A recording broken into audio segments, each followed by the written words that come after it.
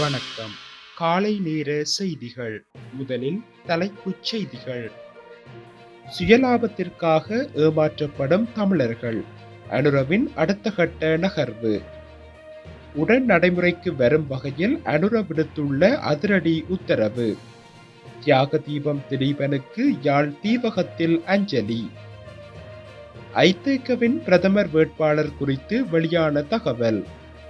கைது செய்வதில் தடுமாறும் அனுர. ஹிஸ்புல்லா ஏவுகணைகளால் இஸ்ரேல் தலைநகரில் பதற்றம். ஈரான் குறித்து ட்ரம்ப் வெளியிட்டுள்ள தகவலால் பரபரப்பு. தொடர்வன விரிவான செய்திகள். ஈழத்தமிழர்களை பொறுத்தமட்டில் தமிழர்களுக்காக அனுர தரப்பினர் இதுவரையிலும் எந்தவொரு நல்ல விடயத்தையும் முன்னெடுக்கவில்லை எனவும் மற்றும் இனி தமிழர்கள் குறித்து நடக்கப் போவதை பொறுத்திருந்துதான் பார்க்க வேண்டும் எனவும் ஊடகவியலாளர் தமிழரசு சுட்டிக்காட்டியுள்ளார்.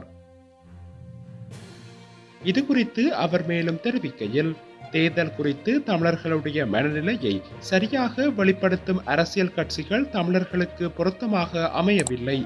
தமிழர்களுடைய வாக்குகளானது தங்களது நலனுக்காகவும் தனிநபர் சுருதி பாடுவதற்காகவும் மற்றும் தாங்கள் கூறினால் மக்கள் வாக்களிப்பார்கள் என்ற நிலைப்பாட்டுடனும் அரசியல்வாதிகளால் பெறப்படுகின்றது. அத்தோடு 2009 ஆண்டிலிருந்து இராணுவமானது அரச உத்தரவுகளை நிறைவேற்றுகின்ற தங்களது கொள்கைகளில் அப்படியே இருக்கின்றார்கள். இந்த நிலையில் வரப்போகின்ற தமிழருடன் தொடர்புடைய நிகழ்வுகளில் ஜனாதிபதியின் கீழ் இராணுவத்தினர் எவ்வாறு செயற்படுகின்றார்கள் என்பதை வைத்துக் கொண்டுதான் தமிழர்களின் நிலைப்பாட்டை கூற முடியும் என அவர் தெரிவித்துள்ளார்.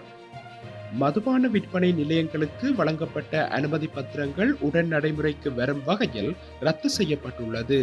இதற்கான உத்தரவை ஜனாதிபதி அனுரகுமார திசாநாயக்க வழங்கியுள்ளார். நடைபெற்று முடிந்த ஜனாதிபதி தேர்தலின் போது தமிழ் அரசியல்வாதிகள் உட்பட பலருக்கு மதுபான விற்பனை நிலையத்திற்கு அனுமதி வழங்கப்பட்டது. தமக்கு ஆதரவு வழங்கிய தரப்பினருக்கு முன்னாள் ஜனாதிபதி ரணில் விக்ரமசிங்கவினால் இந்த அனுமதி வழங்கப்பட்டிருந்தது. இந்த நிலையில் அண்மை காலத்தில் வழங்கப்பட்ட மதுபான விற்பனை அனுமதி பத்திரங்களை ரத்து செய்ய உத்தரவிட்டுள்ளமை குறிப்பிடத்தக்கது.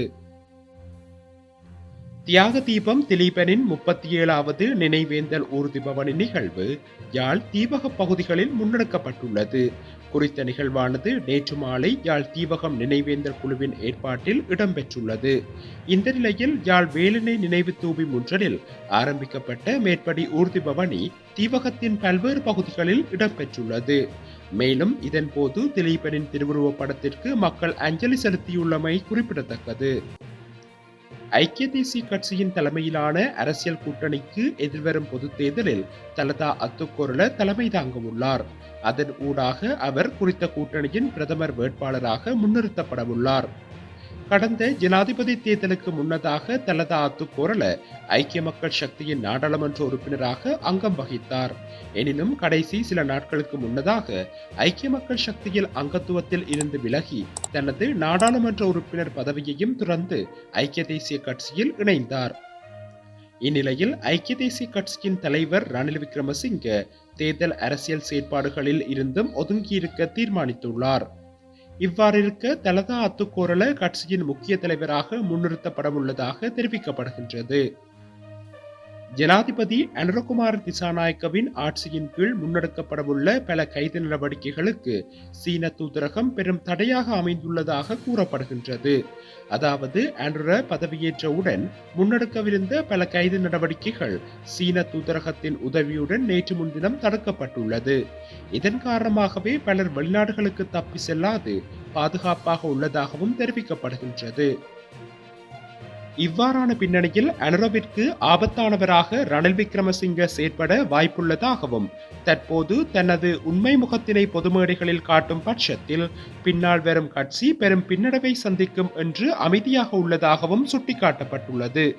நடைபெறவுள்ள பொது தேர்தலுக்கு முன்பாக ஏகப்பட்ட கைது நடவடிக்கைகள் மற்றும் நீதிமன்ற முன்னெடுப்புகளும் இடம்பெறும் சாத்தியம் குறைவாகவே உள்ளதாக கூறப்படுகின்றது. லெபனானில் இயங்கி வரும் ஹிஸ்புல்லா கிளர்ச்சியாளர்களின் தளங்களை குறிவைத்து இஸ்ரேல் ஏவுகணை தாக்குதலை தீவிரப்படுத்தியுள்ளதாக சர்வதேச ஊடகங்கள் தெரிவிக்கின்றன. இந்த நிலையில் குறித்த தாக்குதலால் லெபனானில் உயிரிழந்தோரின் எண்ணிக்கை 100ஐ தாண்டியுள்ளதாக தெரிவிக்கப்பட்டுள்ளது.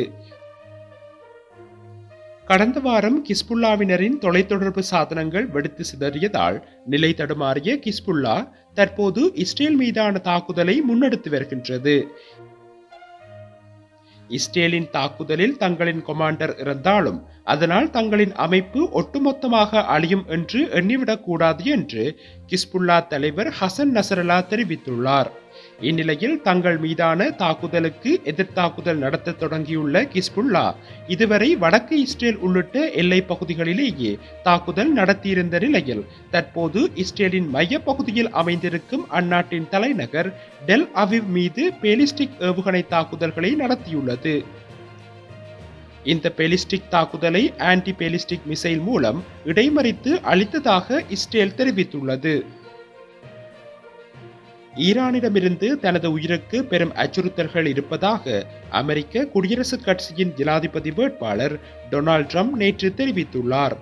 டொனால்ட் ட்ரம்பை கொல்ல ஈரானில் முயற்சி நடப்பதாக அமெரிக்க புலனாய்வு அமைப்புகள் தெரிவித்ததாக அவரது ஜனாதிபதி தேர்தல் பிரச்சார குழு கூறியதை அடுத்து ட்ரம்ப் இதனை தெரிவித்துள்ளார்.